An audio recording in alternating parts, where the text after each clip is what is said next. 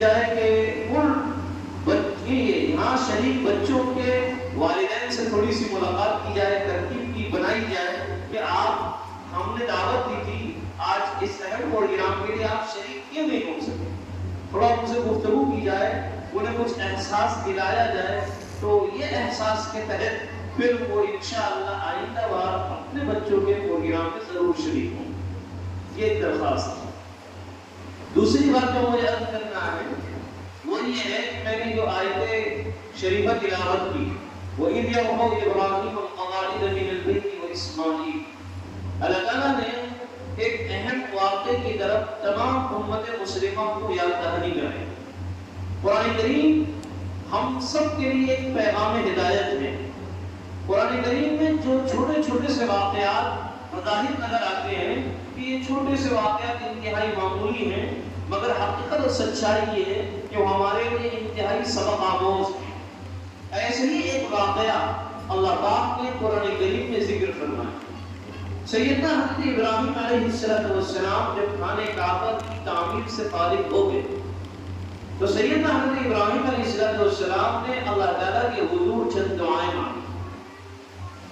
سب سے پہلی دعا یہ مانگی ربنا تقبل منا انك انت السميع العليم، اے پروردگار تیرے حکم کے مطابق میں نے یہ کام کر دیا، یقیناً میں انسان ہوں، کچھ نہ کچھ کوتاہی ہو گئی ہوگی، اس لیے کہ اے اللہ آپ کی شان کے مطابق یہ کام نہیں ہو پاتا ہوگا، تو اگر میری طرف سے کچھ ایسی کمی ہو گئی تو اللہ اسے معاف فرما اور اپنی بارگاہ میں اسے قبول فرما.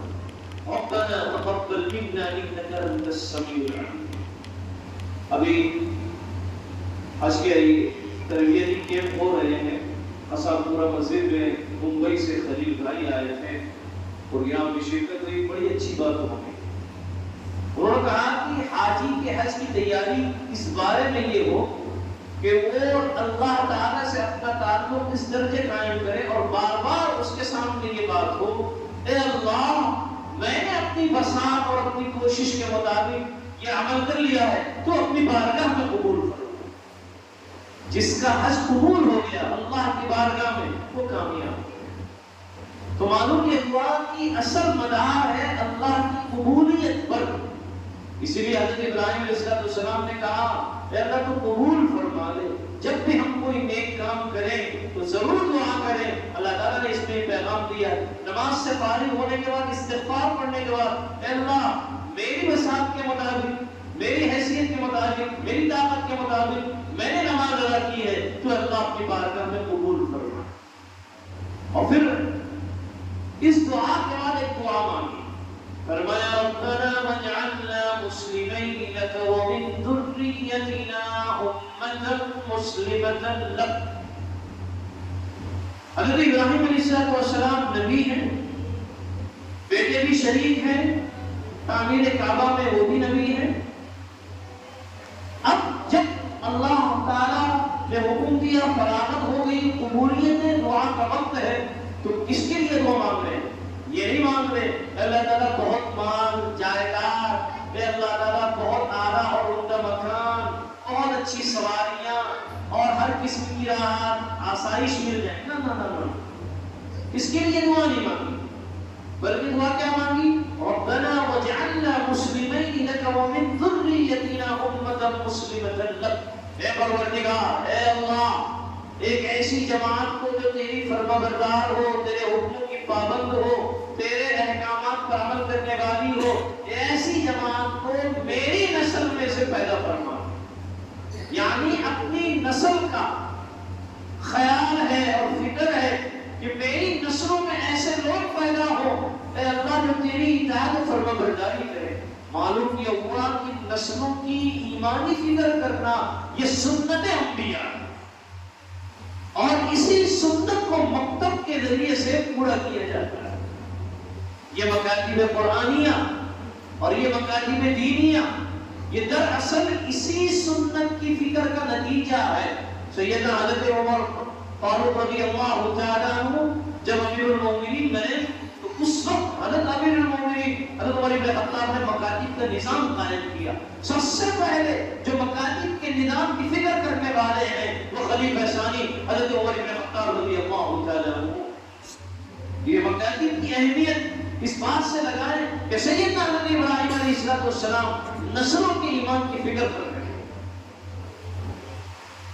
آقا کبر کی نظر میں مکاتب کی اہمیت کے عنوان پر مولانا ابو الحسن علی میاں ندوی رحمۃ اللہ علیہ نے بڑی عجیب اور کام کی بات فرمایا لوگوں اپنے بچوں کو عیدی جوڑے سے اچھے سے اچھا جوڑا بنانے سے بدل یہ بہتر. فرمایا بچہ بیمار ہو جائے تو اچھے سے اچھا علاج کرانے کے ₹1,00,000 درجے بہتر. اپنے بچوں کے ایمانی اعمال کی فکر کرنا یہ تم پر ہر عمل سے بہتر لازم ہے.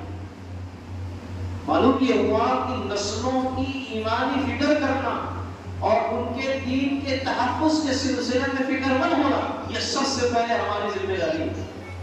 اور مکاتب کی اہمیت کیا ہے؟ ایک چھوٹا سا ایک واقعہ سناتا ہوں.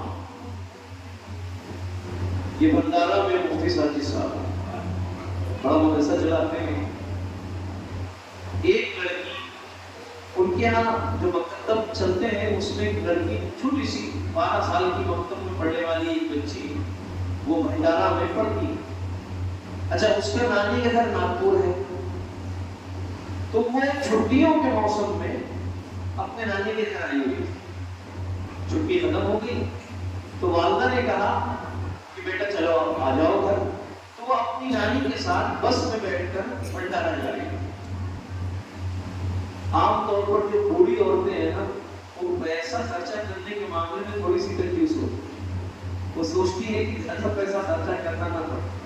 تو اس نے جو ہے اپنی نواسی سے کہا بیٹا سن کنڈکٹر آئے گا ٹکٹ کاٹنے کے لیے تو تم سے پوچھے کہ تمہاری عمر کتنی ہے تو بول دینا میری عمر 9 سال. اور میں اکثر بس سے جاتی ہوں تو 9 سال والے کی ٹکٹ نہیں لیتا. حالانکہ وہ بچی 9 سال سے بڑی 10 سال لیکن میں چھوٹی دکھتی. ایسا بولنا پڑے گا کیا نانی؟ آپ بول دینا بیٹا. نانی بڑی خوش ہو گئی میری پوتی جو میری نوازی بڑی سمجھدار ہے اور میرا پیسہ بچا لیا. کنڈکٹر آیا اس نے بولا ہمیں کہاں جانا ہے؟ بھنڈارہ جانا ہے. ٹکٹ کہیے بچی. ارے بھیا یہ 9 سال کی بچی ہے پوچھو اس سے. اب بیٹا آپ کی عمر کتنی ہے؟ تو نواسی نے اپنی نانی کا چہرہ دیکھا پھر اپنے آپ کو دیکھا پھر چہرے کو دیکھا پھر کنڈکٹر کو دیکھا پھر کہنے لگی میری عمر 10 سال دکھنے کی میں 9 سال کی ہوں لیکن میری عمر 10 سال کی. جب کنڈکٹر نے یہ سنا کیا بول رہے آنٹی اماں تم تو جھوٹ بول رہے یہ تو بچی خود بول رہی کہ اس کی عمر 10 سال کی ہے تو ٹکٹ لینا پڑتا. تو جیسے تیسے اس نے پیسہ دے دی لیکن چلانے لگی ناراض ہو گئی.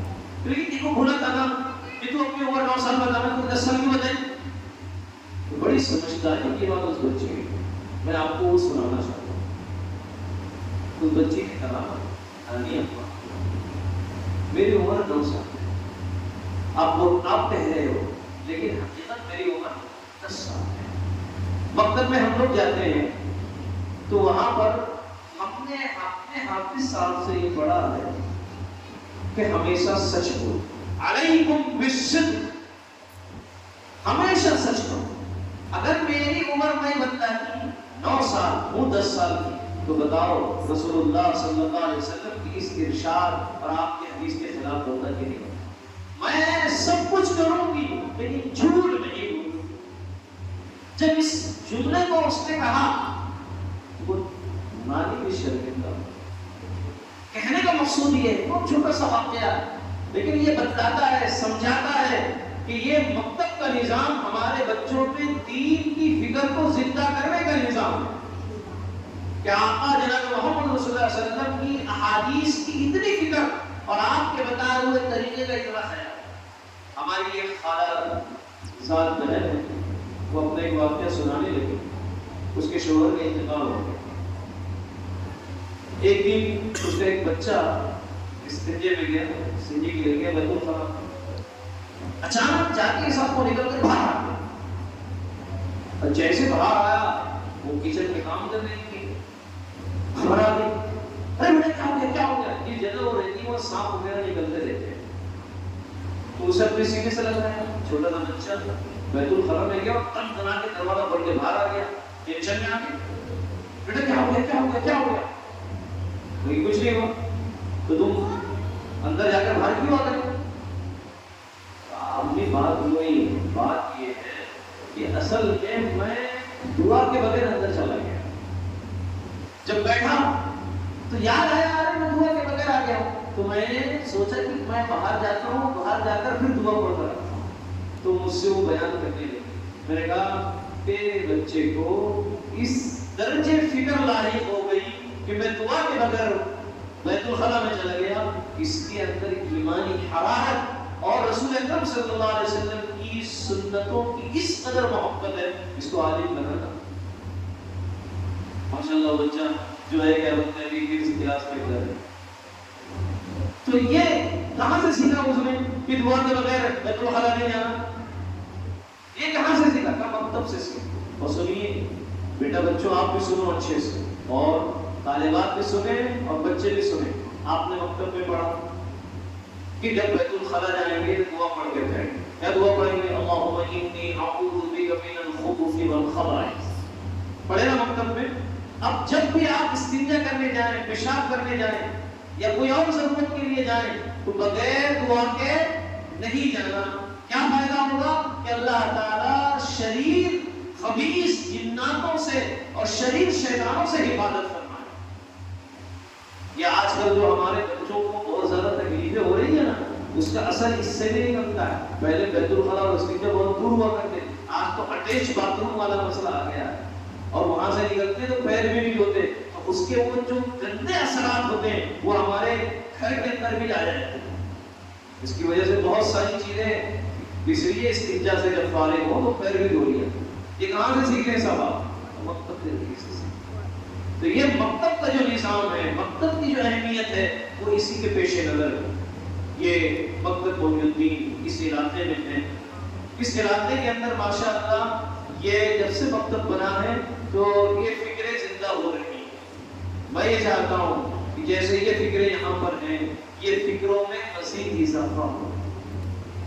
ہمارے اس علاقے سے بچے، ایسے بچے نکل کر آئیں، ابھی تو نادر قرآن ختم کرنے والے بچے ہیں، آئندہ کوشش ہماری یہ ہو کہ بچے حافظ بن جائیں، اور جو بچے حافظ بن جائیں گے، جتنے لوگ اس بچے کے حافظ بننے میں شریک ہوں گے، دامِ دل میں سفر ہے، ہر ایک شخص کو ان کے حافظ بننے پر وہی اجر ملے گا جو اس بچے کے حافظ بننے پر ملے گا۔ تو یہ اسی فکر کے نتیجے میں مکتب کا نظام قائم کیا گیا ہے، اور میری درخواست آخر میں ان بچوں سے بھی ہے، ان کے والدین تو ہے نہیں لیکن ان کے والدین تک یہ پیغام پہنچ جائے تو اچھی بات ہے کہ ان بچوں کو ایک خاص بات کا پابند بنائیں۔ وہ کیا؟ اس میں دو چیزیں، ایک تو یہ کہ ان کی یومیہ پابندی ہو، ڈیلی مدرسہ ہے، غیر حاضری بالکل نہ کریں، شادی بیاہ دعوت یہ تعلقات رشتہ داریاں سب اپنی جگہ، پابندی سے حاضر ہونا اس کی فکر کی جائے۔ دوسری اس بات کی فکر کی جائے جس طرح یہ اسکول کا ہوم ورک لے کر بیٹھتے ہیں ایسے ہی 15 سے 20 منٹ یہ مکتب کی کتاب لے کر بیٹھتے ہیں۔ جب یہ چیز آ جائے گی بچہ رکے گا نہیں، وہ دوڑے گا، ہم کو پکڑنا پڑے گا، ارے میرا بچہ کہاں بھاگ رہا ہے، اتنی ترقی ہو۔ بس فکر والدین کو یہ ہو جائے، اس بات کی فکر ہو جائے کہ نہیں، ہر حال میں بچے کو مکتب کی تیاری کے لیے 10 سے 15 منٹ بیٹھنا ہے، اور اس کی فکر والدین کر لیں تو انشاءاللہ ہمارا مقصد کامیاب ہوگا۔ تو بیٹا اس بات کی فکر کرو گے کہ نہیں کرو گے؟ اور پابندی کے ساتھ حاصل ہو، ایک بھی ناگانا کریں۔ الحمدللہ حافظ صاحب کی محنت اور دارالعلوم پور رامپور کی انتظامیہ اور جہاں جہاں مکتب چلتے ہیں وہاں کی انتظامیہ کی محنتوں کے نتیجے میں یہ نتائج اچھے آ رہے ہیں کہ بہت سارے مکاتب میں ایسے بھی بہت سارے بچے ہیں بخار ہونے کے باوجود، بیمار ہونے کے باوجود بھی وہ مدرسہ آتے ہیں اور سال بھر ان کا کوئی بھی ناطہ نہیں ہوتا۔ ہم یہ چاہتے ہیں کہ آئندہ سال جب ہم اس مکتب میں آئے اور کارگزاری ملے، بہت سارے ایسے بچے ہوں جنہوں نے سال بھر ایک بھی ناغہ نہ کیا. کوشش کریں گے کہ نہیں کریں گے؟ ایسے بچے جو بالکل ایک بھی ناغہ نہیں کریں گے، تو انشاءاللہ ہم کمیٹی سے بھی کہیں گے اور انشاءاللہ کوشش ہم اس بات کی کریں گے ان کو 1 نمبر کا سب سے اچھا انعام دیں. 1 نمبر کا سب سے اچھا ایسا انعام جس کو دیکھ کر لوگ نے واقعی میں ماشاءاللہ بہت اچھا کام کیا.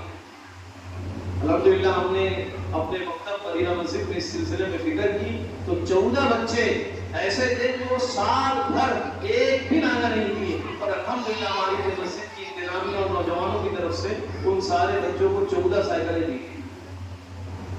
تو اس لیے آپ بھی فکر کریں، انشاءاللہ ہم بھی ساتھ آپ کا دیں گے.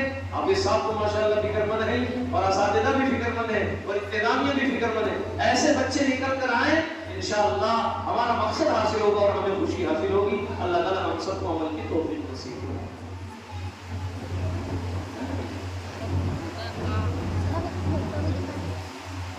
اچھا بیٹا چلو، جن بچوں نے اور بچیوں نے قرآن کریم ناظرین کے ساتھ مکمل کیا ہے وہ دعا پڑھ لو.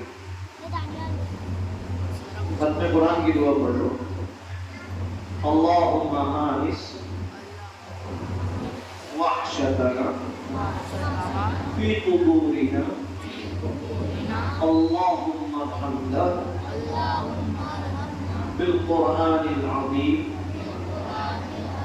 واجعله لنا اماما ونورا وهدى ورحمة. اللهم ذكرنا منه ما نسينا وعلمنا منه ما جهلنا وارزقنا تلاوته آناء الليل وآناء النهار واجعله لنا حجة يا رب العالمين. آمين.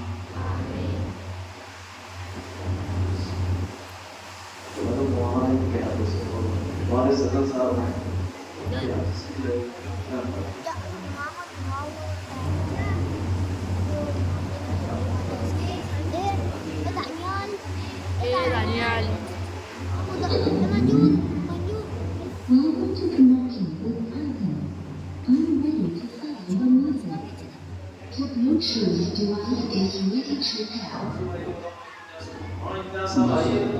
اور ہمارے صدر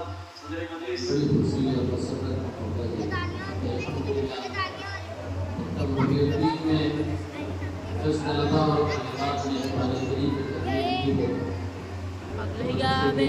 انتظامیہ اور بچوں کے والدین کے لیے کوئی خوشی کا موقع ہے.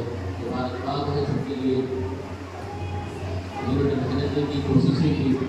اللہ رب العزت نے قرآن مجید اپنے لیے توفیق عطا فرمائی. ان بچوں نے قرآن کریم میں تکمیل کی ہے. بچوں کے لیے اگر سے حاضر کے ذمہ داران کی جانب سے عطایا کا انتظام کیا گیا ہے. جن طلبہ کا نام کو یہاں آئے حاصل کریں. سب سے پہلے میں آواز دیتا ہوں محمد شاہد وکیل ہے، بچہ آئے.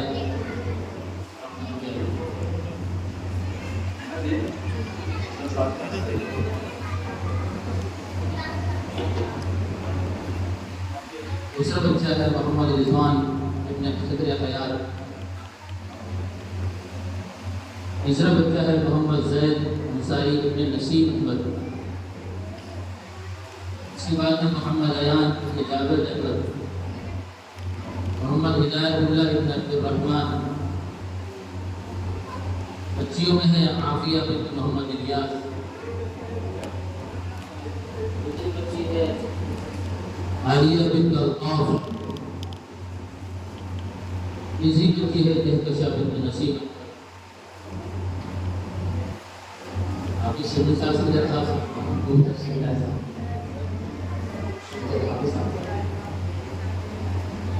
اس کے بعد بچی درخشا بنت نسیم احمد.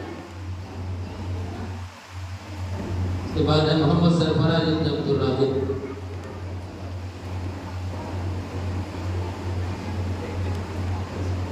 उन तलबा और तालिबात का मैं नाम लेता हूँ।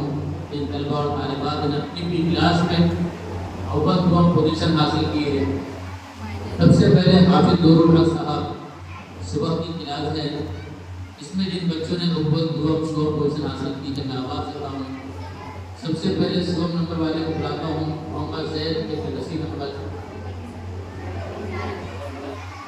नाज़रीन बिन नौशाद अहमद, नाज़रीन बिन नौशाद अहमद,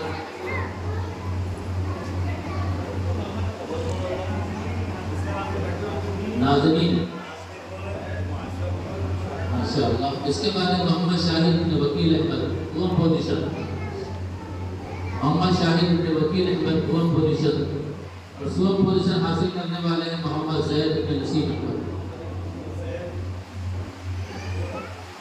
हाफिज साहब की मगरिब के बाद जो क्लास लगती है, उस क्लास में अव्वल पोजीशन हासिल करने वाले हैं मोहम्मद रिजवान बिन सदर हयात। दूसरा बच्चा है जिसने दो पोजीशन हासिल की है, मंसूर इब्न हाफिज मुसव्विर हुसैन साहब।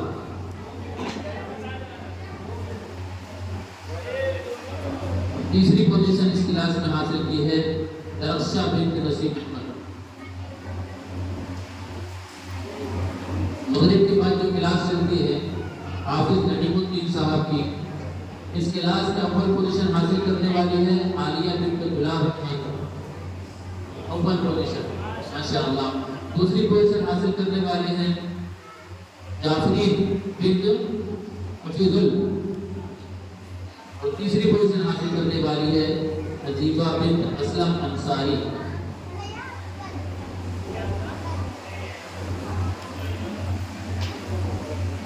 और शाम में जो क्लास चलती है मौलाना मोहम्मद मुसव्विर साहब की मगरिब के बाद, इसमें सबसे पहली पोजीशन हासिल करने वाली है तस्बीह अख्तर इब्न जमील अंसारी, अव्वल पोजीशन। वो पोजीशन हासिल करने वाली है सना परवीन बिन एजाज अहमद। इस क्लास में तीसरी पोजीशन हासिल करने वाली है शिफा परवीन बिन मोहम्मद मुमताज। उमवी इनामात का भी इंतजाम किया गया है।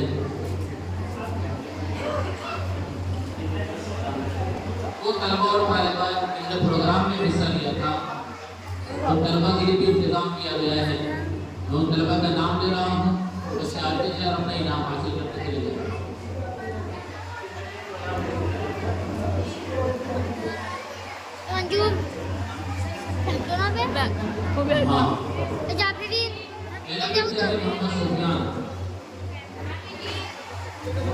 दूसरा बच्चा है फैजान ईशान,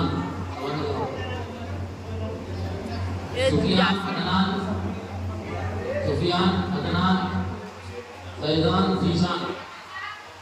दीजिए वो इस्लामी मालूमात, इस बच्चे ने प्रोग्राम में हिस्सा लिया था, ये बच्चे आए इनाम हासिल करें। मोहम्मद सुफियान, मोहम्मद अदनान, मोहम्मद फैजान, मोहम्मद ईशान।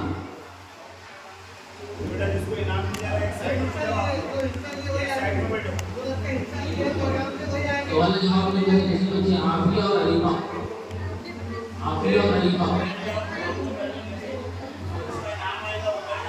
अलीमा के नाम। इस प्रोग्राम में जिस बच्चे ने हिस्सा लिया है कहकशा, दूसरी बच्ची है दरख्शा।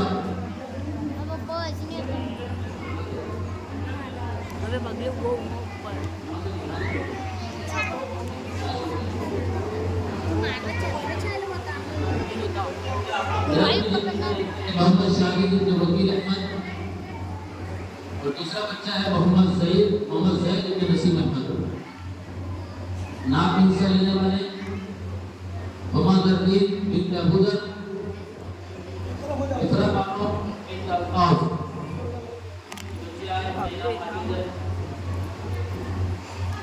अस्माए हसन। इस प्रोग्राम में जिन तमाम तलबा और तालिबात ने हिस्सा लिया, पहली बच्ची शिफा, दूसरी सगा परवीन, हाँ वही का छोड़ना तू, छोड़ना है तू, छोड़ना ये सगा फातिमा। उसके बाद है मोहम्मद अयान,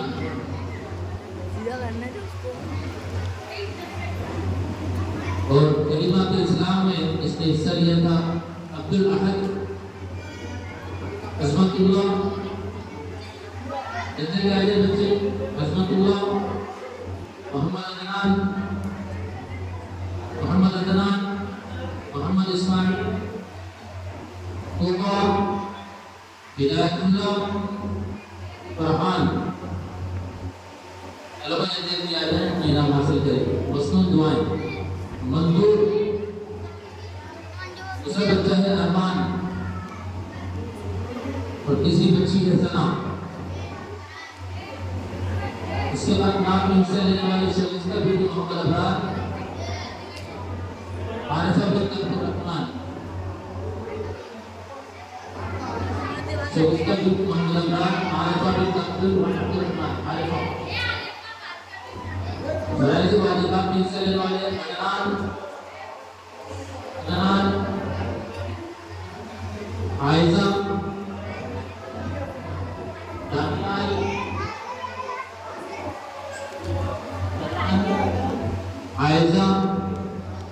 دانیال، رابعہ.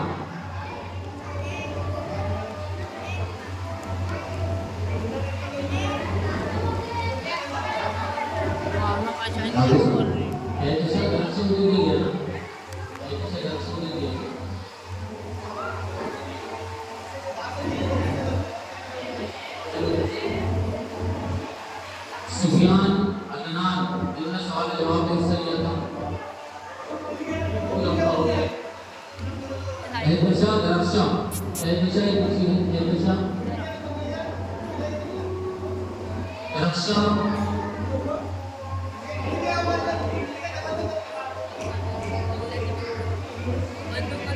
اس کے بعد ہے نام میں حصہ لینے والے محمد رضوان، محمد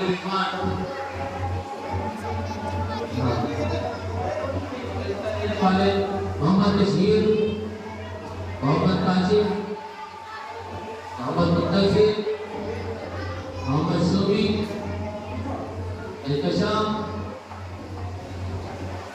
زید نسیم، محمد رضوان، محمد شاہد. احتشام، زید نسیم، محمد رضوان، محمد شاہد.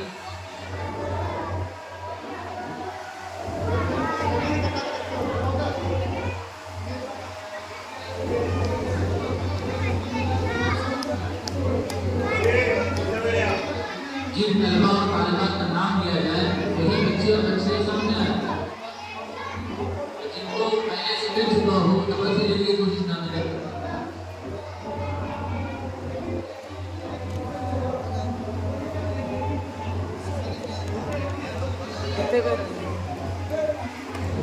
اس کے بعد نعت میں جن بچوں نے حصہ لیا تھا ان کا میں نام لے رہا ہوں، آئے اپنے انعام حاصل کریں.